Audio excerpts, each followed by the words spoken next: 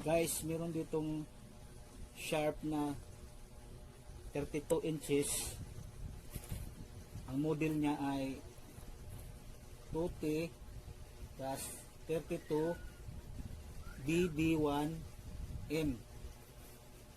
Ang problema niya ay red light blinking only. Ayan, makikita nyo, nagbi-blink lang yung power indicator light niya. Kadalasan sa mga ganitong sira, ang problema niyan, backlight error dahil may problema ang backlight, or pwede rin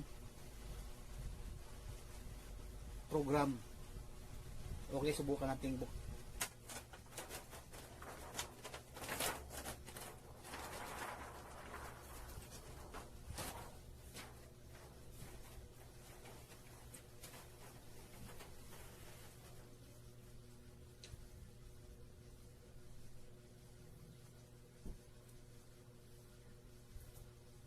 umpisa natin ng tester sa isang backlights gamit itong analog. Tandaan nyo nakaset sa times 1 pag nag-tester kayo. Tapos nakikita nyo dito sa malapit sa gilid ng backlight bead may nakalagay na positive, negative. Ang pag-tester nito, dapat ang negative na test probe sa positive side, tapos yung positive na test probe sa negative side ng dito sa may tabi ng backlight bead.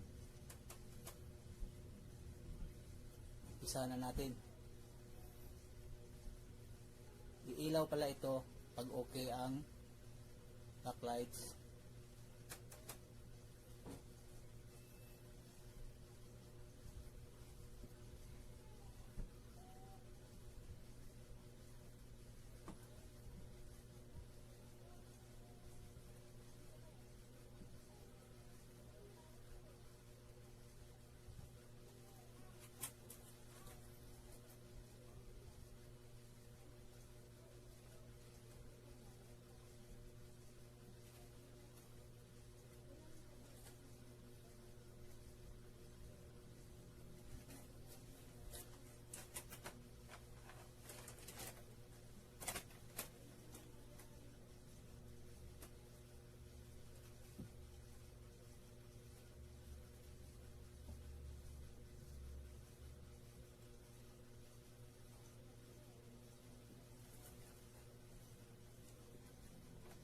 Okay, yung isang strip guys, yung isang haba, strip ang tawag nito, strip, backlight strip.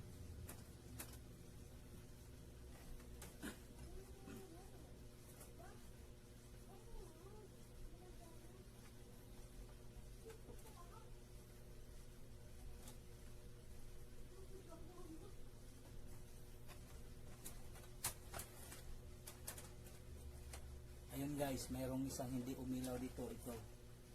Pinakauna ito sa taas, pinakauna sira.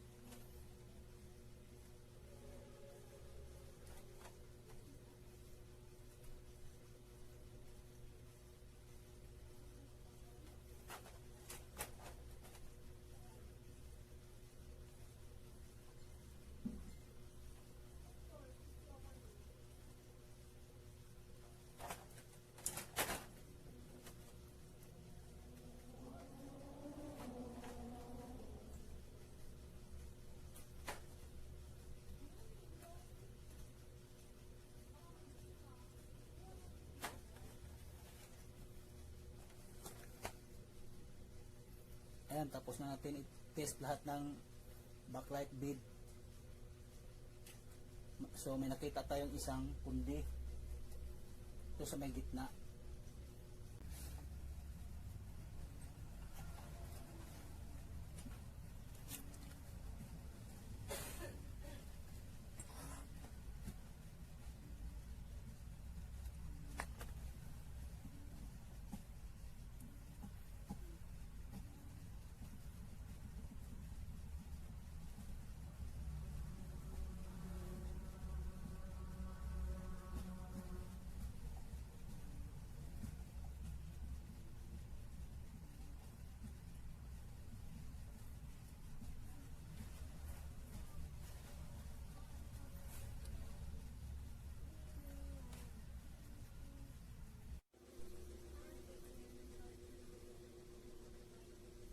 Testing na natin guys kasi napalitan ko na ng yung sira na yung pundi na ilaw LED bead. Testing na natin.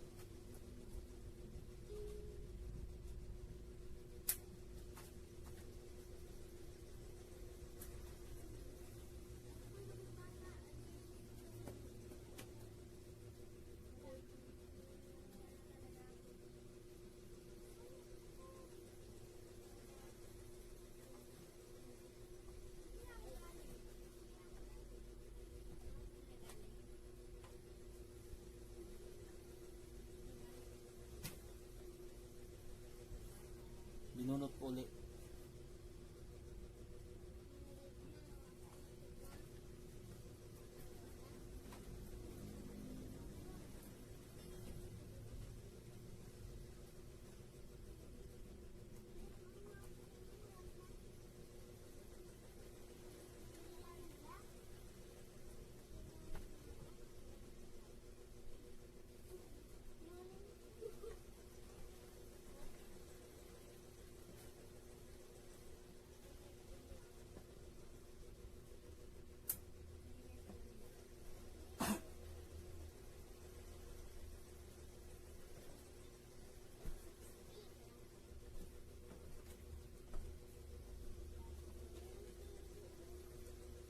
Umilaw na guys. Umilaw na. Ayos. Kaso ang problema nito, baka yung program sira din. I-reset natin.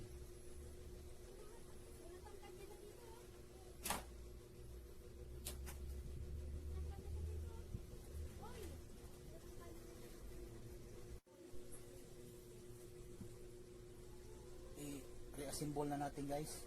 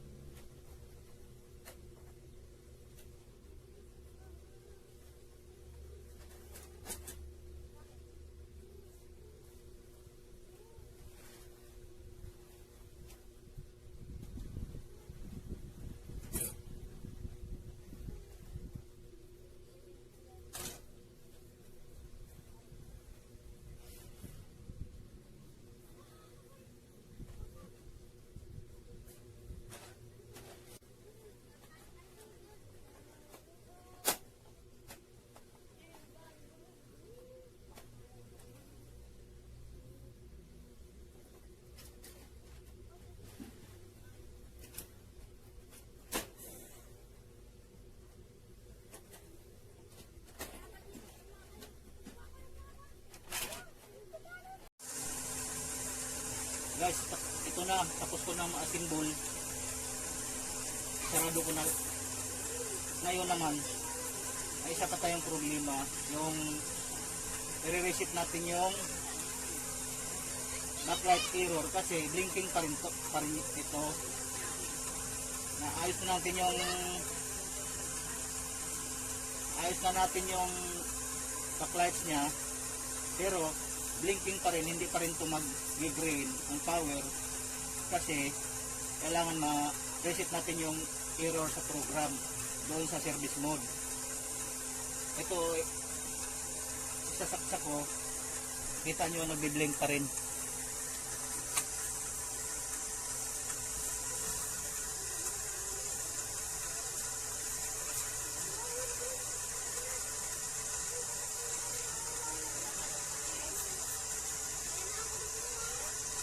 Yan, kita nyo nagbi-blink pa rin siya.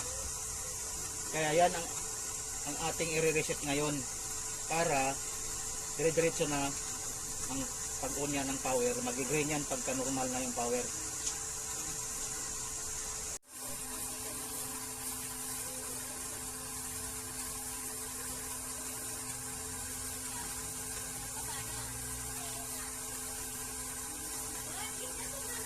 Ayan, nag-green na oh. Hintayin nyo lang milabas doon, tapos dito yung letter K na kulay blue sabay bitaw. Ayan, bitaw. Tapos volume down at saka channel down naman. Ayan na, lumabas na oh. Bitaw uli. Tapos gamitan natin ng remote. Punta tayo sa page 9/10.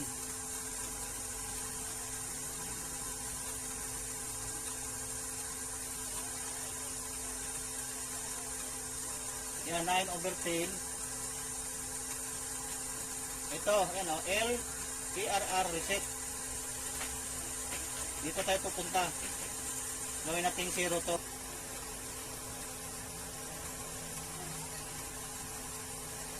Yan, 0 na. Punta naman tayo doon sa page 2/10.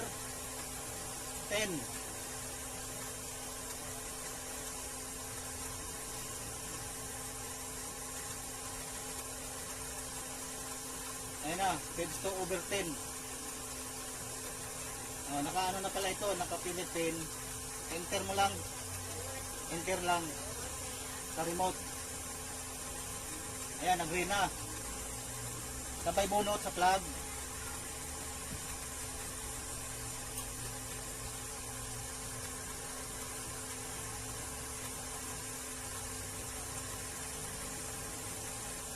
Ayan, okay na. Ngayon, mga 5 seconds lang yun. Try na natin. Dapat dire-diretso na yung ano niya, nag-green na to. Yung backlight, power light indicator niya. Dapat green. Hindi na magbi-blink. Ayan, nag-green na oh. Tingnan natin kung dire-diretso na. Ayan, naka-input pala siya oh. Tanggalin lang natin yan.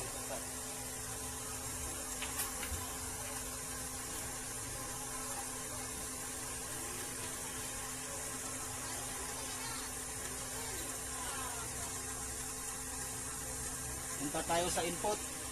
Try natin.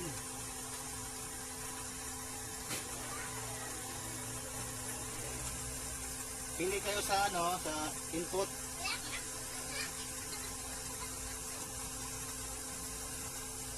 Input 1. Try natin.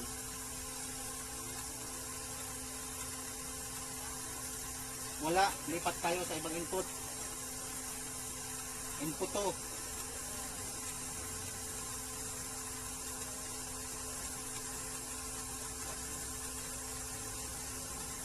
Wala pa rin. Dito tayo sa input 3.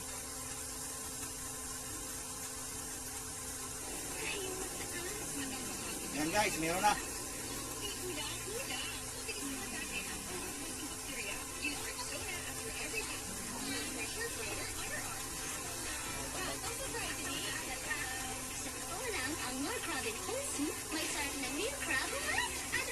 Ayun na guys, nakita nyo na yung picture.